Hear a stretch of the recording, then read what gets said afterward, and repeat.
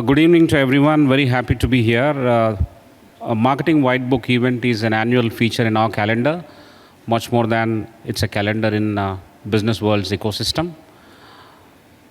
Primarily for two reasons. One is some of the cutting edge topics are discussed here. We are very thankful to BW for this time and also in the last few occasions bringing some very, very relevant and current topics to the center stage. And now AI becoming the epicenter of the marketing world. When I say marketing world, not the BW marketing world, but the general marketing world. It's a great pleasure to associate and learn from this kind of events. So I'm extremely happy to be here. The other fact is that I don't have any presentation. This is again a strange deviation from the norm. You'll have to excuse me. As you know, academics generally talk a lot. They don't know where to stop, generally speaking. But I'll speak in a limited way today because I don't teach, I learn. And precisely as I said, these are the events where we should sit down and learn from practitioners. Since morning, a lot of discussions, panels, presentations have taken place, presenting us a great opportunity to learn from what is actually happening at the industry level. So, in my view, couple of observations that we have. One observation is that the courses that we teach in educational institutions are fundamental, foundational, whereas the requirement is on the value chain of job skills. Job skills are learned individually. It has to be individualistic, whereas courses that are taught are more social, in the sense in a classroom format it is taught. That is one construct. The other one is that we have evolved on the digital transformation value chain. We have moved from digitalization, digital transformation, and now we have come into the world of AI, which is more of access, measurability, customization, meaningful predictability, and of course insights. Now, while we keep this aside, what we are trying to understand is that in order to better harness technologies, and the case in point, the artificial intelligence, we also need to have a lot of domain-specific skills. For example, in various tech schools, the teaching largely is on tool-based methodologies. For example, your C++, Java, so on and so forth. Whereas you need to use prompt engineering, you need domain-specific skills of all the domains that it is going to be applied to. So that's the gap, that's the observation that we have. I think we need to go towards what is called problem solving or problem-based learning. Now, when you go for problem-based learning, couple of things that we have done is we have long back, maybe 2 decades back, shifted to case-based learning. Now, we keep writing cases. We have developed cases quite a bit, and today we have roughly about 8,000 cases that we developed and fed to the global repository of cases in UK. And very recently, we have been upgraded to second largest developer of cases in the world.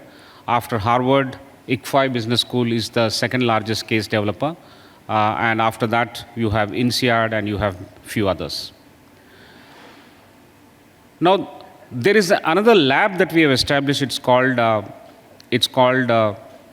AI Lab. We have invested quite a bit, and we are taking problems from industry, and we are putting teachers and students to work on those problems, work in unison with the industry. We made a small attempt. It was a huge investment, but we made a small attempt to actually work on problem-based leading and learning kind of construct. At ICFAI, we are working on these parameters, and therefore it is important for us to keep on looking at problems.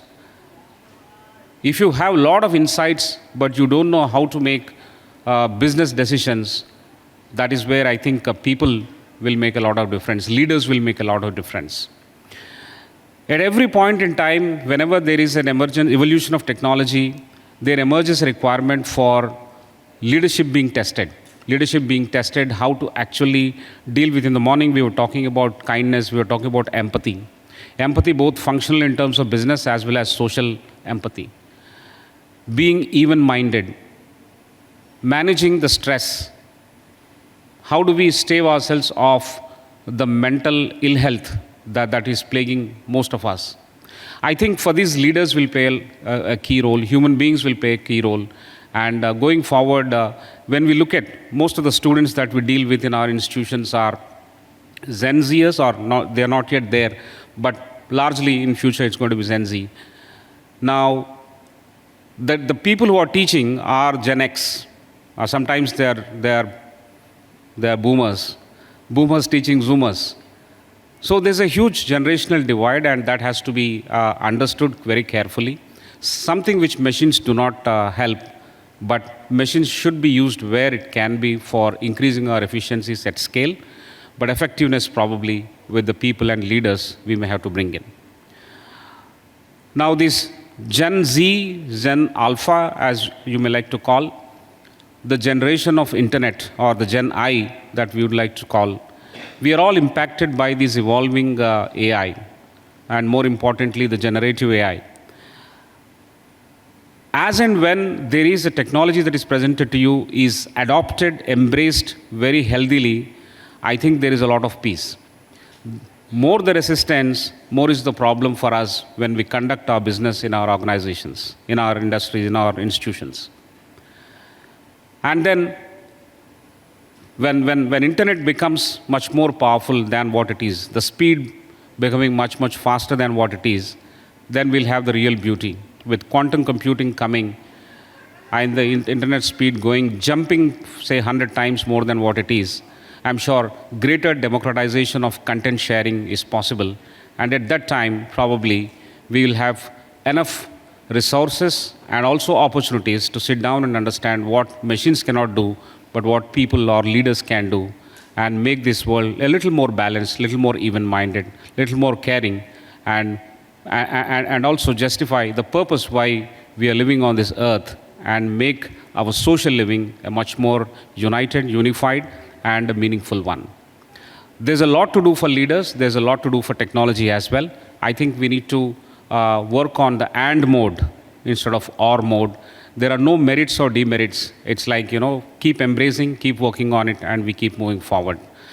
I wish all the best to all the marketeers. I wish ourselves also all the best, because there's always a gap between what industry does and what institutions or academia follows. There's a reasonable lag, but that lag has to be reduced over a period of time. It's important that we keep working on it and work together. Problem-based approach is the best for all of us, and that's what we would like to pursue. Thank you so much for this opportunity, and I would like to look forward to the launch of the Marketing White Book as well. Thanks.